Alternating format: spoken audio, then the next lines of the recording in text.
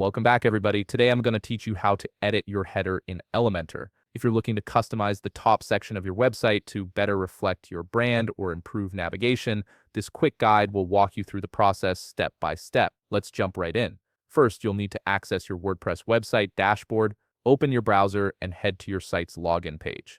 Enter your admin credentials to sign in.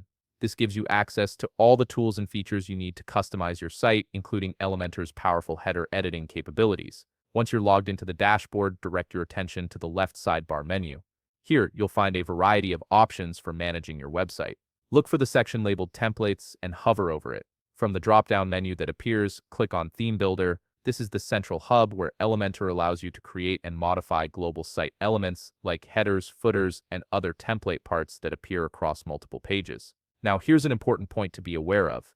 In order to edit your header using Elementor, you'll need to upgrade your WordPress plan. The Theme Builder feature, which includes header editing capabilities, is typically available in Elementor Pro or requires a premium WordPress plan depending on your hosting setup. If you haven't upgraded yet, you'll see a prompt or notification indicating that this feature is locked. Simply follow the upgrade instructions provided, which usually involves selecting a plan that suits your needs and completing the payment process. Once upgraded, you'll have full access to the Theme Builder and can start customizing your header exactly how you want it.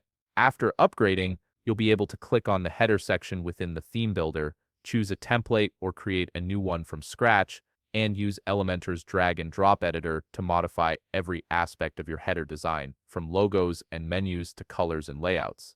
And that's it. You now know how to access and edit your header in Elementor.